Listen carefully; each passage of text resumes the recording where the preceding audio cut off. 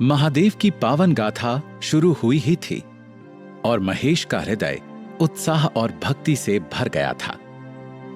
गुरुकुल की उस कक्षा में बैठे वो हिंदू पुराणों में से सबसे ज्यादा पढ़े जाने वाले महाशिव पुराण का पाठ अपने गुरुजी से सुन रहा था।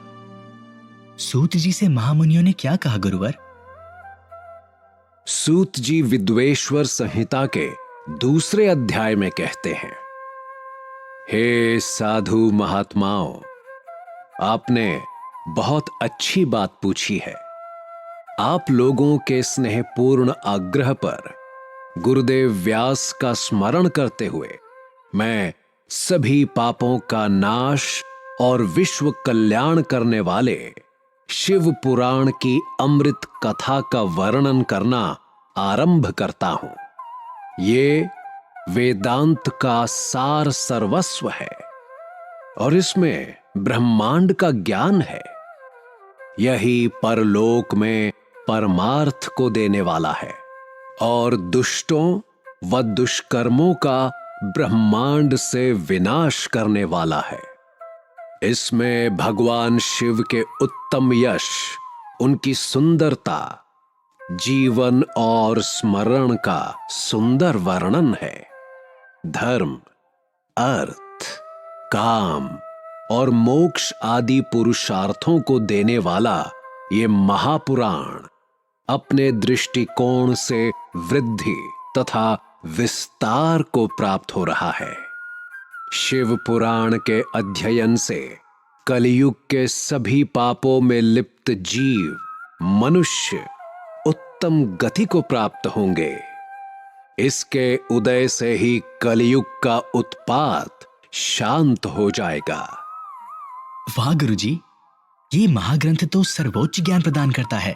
हाँ महेश, क्या तुम जानते हो, शिव पुराण इतना महान ग्रंथ है कि इसे वेद तुल्य माना जाएगा और इसका प्रवचन सबसे पहले स्वयं भगवान शिव ने ही किया था। इस ग्रंथ में कितने अध्याय हैं गुरुजी? इस पुराण के 12 खंड या भेद हैं महेश, जो 12 संहिताओं में बांटे हुए हैं। वे इस प्रकार हैं।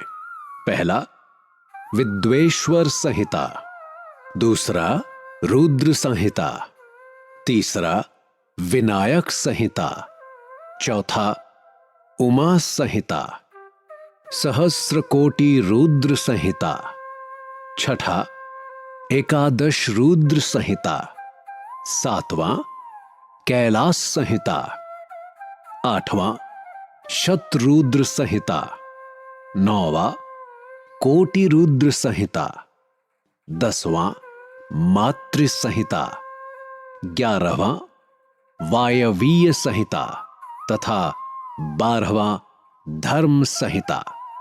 हमने सूत जी का परिचय अभी विद्वेश्वर संहिता के साथ प्रारंभ किया है। और विद्वेश्वर संहिता में कितने श्लोक हैं गुरुजी? महेश, इस संहिता में कुल 10,000 श्लोक हैं, जबकि रुद्र संहिता, विनायक संहिता, उमा संहिता और मातृ संहिता, उन सब में 8-8 हजार श्लोक हैं। वहीं एकादश रुद्र संहिता में 13,000, कैलाश संहिता में 6,000, शतरुद्र संहिता में 3,000, कोटि रुद्र संहिता में 9,000, सहस्र कोटि रुद्र संहिता में 11,000, वायवीय संहिता में 4,000 और धर्म संहिता में 12,000 श्लोक हैं। तो मूल शिव पुराण में कुल 1,00,000 श्लोक हुए। हाँ, परंतु व्यास जी ने इसे 24,000 श्लोकों में संक्षिप्त कर दिया है। पुराणों की क्रम संख्या में शिव पुराण का चौथा स्थान है, जिसमें 7 संहिताएं हैं। तुम्हें यह जानकर आश्चर्य होगा कि पूर्व काल में भगवान शिव ने 100 करोड़ श्लोकों का पुराण ग्रंथ ग्रंथित किया था। सृष्टि के आरंभ में निर्मित यह पुराण साहित्य से अधिक विस्तृत था। द्वापर युग में द्वैपायन और अन्य महर्षियों ने पुराण को 18 भागों में विभाजित कर कुछ 4,00,000 श्लोकों में संक्षिप्त कर दिया। इसके बाद व्यास जी ने इस ग्रंथ को 24,000 श्लोकों में प्रस्तुत किया। कितना महान और लंबा इतिहास है महाशिव पुराण का गुरुजी।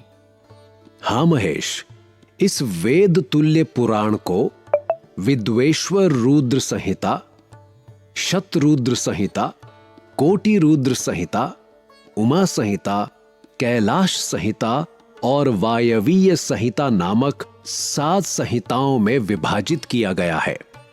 यह उत्तम गति प्रदान करने वाला है और इस निर्मल शिव पुराण की रचना भगवान शिव द्वारा की गई है।